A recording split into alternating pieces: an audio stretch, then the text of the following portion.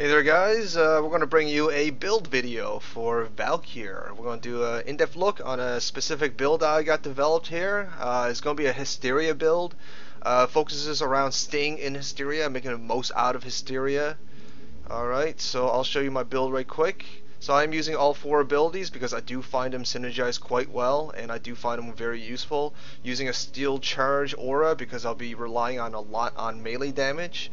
We're going to use as much power efficiency mods as we possibly have. We have focus, streamline, and flow. Streamline to make our abilities cheaper, focus to make them more powerful, and flow to give us more energy. We're going to also use continuity and constitution to raise our power duration, so that way both Warcry and Hysteria will last as long as possible. Now, paralysis is going to drain your health, or not your health, it's going to drain your shields a lot when you in use. And Hysteria, when it goes down, and if there's still mobs around, is going to drain your HP a lot when used. So we're going to ignore using Vitality or Shield mods, alright, because they're going to get drained anyways. So we're going to use Equilibrium instead, because this is a very power-hungry, power-focused kind of build. We're going to be using a lot of our energy, so that means we should be able to collect quite a bit of energy balls. And because of Equilibrium, we should be able to use a lot of those energy balls as health as well. Now I should mention this is a supercharged build, okay? This has been potatoed and been formed, so this definitely is at its max potential as far as what I want to get out of this build goes anyways. So yeah, that's the mods that I am using as far as the Hysteria build goes.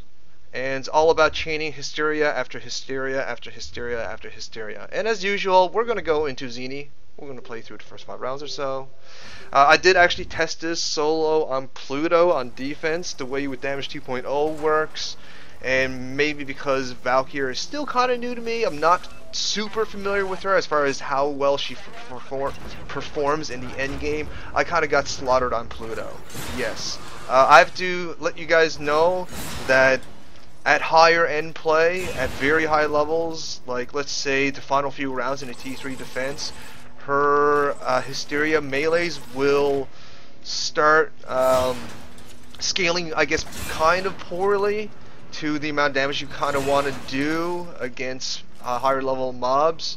This needs further testing. Don't take this as final, okay? And I will get back to you guys as I learn more, but that's just generally what I've seen so far. But regardless, this is the Hysteria build. So when you first start off, you're going to be a little bit weak because you don't have 100 energy or 75 energy with Streamline. And you're going to have to look for energy to start your Hysteria. Luckily I was able to find some, so we're going to kick right into it. So once you're in Hysteria, you're going to want to stay in Hysteria. Alright, once you get enough energy to use Warcry as well, use it, because that's going to make your Hysteria really, really, really powerful. You're punching like pretty much double the speed, and that's going to make you very powerful. Okay, so as you can see, because you're killing things so fast in Hysteria, you're going to be rained down upon with energy balls, generally speaking, until you reach really, really high levels anyways. So you should be able to refill your energy bar before Hysteria drops, because Hysteria lasts so long, especially with our duration extension mods. And also we use paralysis as well. This is also a very good combo if your pod or if your teammate is in trouble. You pop onto Hysteria, then you start spamming paralysis, and you're basically an invulnerable stun totem. Okay, so you can't get killed, and you're keeping everything at bay pretty much forever. All right, especially if people are using energy cycle mods. So pop into Hysteria, popping a Warcry, and punching things. We're also going to use Zipline to drag mobs that's out of our reach for a melee, or actually getting to mobs out of our melee. We can also drag them as well if you can aim them properly, unlike me. Okay, well this is a bad example. My pod's getting killed, so excuse me. But yeah, you get the idea. You can use the zipline to drag enemies to you, where because you're stuck in the melee range sort of situation, that's going to become useful. Or alternatively, you can drag yourself to the mob so you can melee.